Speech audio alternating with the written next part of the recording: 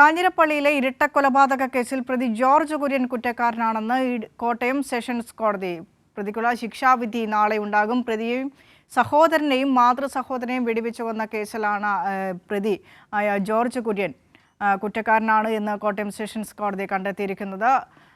നാളെയാണ് ജോർജ് കുര്യൻ്റെ ശിക്ഷാവിധി. സ്വത്ത് തർക്കത്തെ തുടർന്നായിരുന്നു 2022 മാർച്ചിൽ ഇത്തരത്തിൽ ഒരു ഇരട്ടക്കൊലപാതകം കോട്ടയം കാഞ്ഞിരപ്പള്ളിയിൽ ഉണ്ടായത്.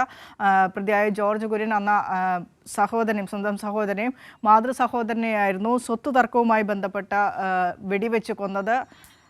സനോജ് സുരേന്ദ്രൻ വിശദാംശങ്ങളുമായി ചേരുന്നുണ്ട്. സനോജ്, കേസിൻ്റെ വിശദാംശങ്ങൾ ഒപ്പം കുറ്റക്കാരനാണ് എന്ന ഒരു വിധിയിലേക്ക് കോടതി എത്തിയതെങ്ങനെ? ദിനിഷ, 2022 മാർച്ച് മാസത്തിലായിരുന്നു കേസിനാസ്പദമായ സംഭവം നടന്നത്. കാഞ്ഞിരപ്പള്ളി സ്വദേശിയായിട്ടുള്ള കരിമ്പനാൽ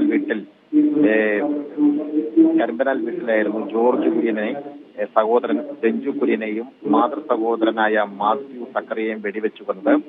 ഈ രഞ്ജു കുര്യന് ഊട്ടിയിൽ സ്ഥലമുണ്ടായിരുന്നു. ഇതിന്റെ വിൽപ്പനയുമായി ബന്ധപ്പെട്ടുകൊണ്ടുള്ള വാക്കുതർക്കങ്ങൾ വീട്ടിലുണ്ടാവുന്നു. ഇതിനെ തുടർന്ന് ജോർജ് കുര്യൻ സഹോദരനായ രഞ്ജു കുര്യനുമായി ഉണ്ടായ തർക്കം പരിഹരിക്കുവാൻ മാതാവിന്റെ സഹോദരനായിട്ടുള്ള പൊട്ടംകുളം വീട്ടിൽ മാത്യു സക്കറിയ കാഞ്ഞിരപ്പള്ളിയിലെ വീട്ടിലെത്തി. ഇരുവരുമായി സംസാരിക്കുന്നതിനിടയിലാണ് ഈ ജോർജ് കുര്യൻ തോക്കെടുത്ത് രഞ്ജു കുര്യനെ കൊലപ്പെടുത്തുന്ന ഒരു സാഹചര്യം ഉണ്ടായത്. പിന്നാലെ തടസ്സം പിടിക്കുന്നതിനിടയിൽ മാത്യു സക്കറിയെ വെടിവെക്കുകയായിരുന്നു.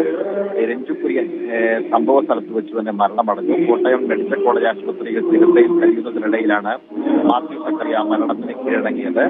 ഈ കൊലപാതകത്തിന് ശേഷം മാതാപിതാക്കൾക്ക് നേരെയും വെടിയുതിർക്കാൻ ജോർജ് കുര്യൻ ശ്രമിക്കുന്നതിനിടയിൽ മാതാപിതാക്കൾ വീടിനുള്ളിൽ കയറി വാതിലടച്ച വീട് പൂർത്തിയായിരുന്നു. അതിനെ തുടർന്നാണ് അവർ ഇരുവരും രക്ഷപ്പെടുന്ന ഒരു സാഹചര്യം ഉണ്ടായത്. ഈ കേസിലാണ് ഇന്ന് കോടതി വിധി പറഞ്ഞിട്ടുള്ളത്. Kottayam additional judge A Nasar മുൻപാകെ 2023 ആരംഭിച്ച വിചാരണയാണ് കഴിഞ്ഞ വെള്ളിയാഴ്ച പൂർത്തിയായി. ഇന്ന് കോടതി വിധി പറഞ്ഞത് ഇദ്ദേഹം കുറ്റക്കാരനാണ് എന്നുള്ളതാണ്. ജോർജ് കുര്യൻ കുറ്റക്കാരനാണ് എന്നുള്ളതാണ് കോടതിയുടെ കണ്ടെത്തൽ. ശിക്ഷാവിധി നാളെ പുറത്തിറക്കും. സർക്കാർ നിയോഗിച്ച സ്പെഷ്യൽ പ്രോസിക്യൂട്ടറായിട്ടുള്ള സർക്കാരിന് വേണ്ടി വാദിച്ചത്.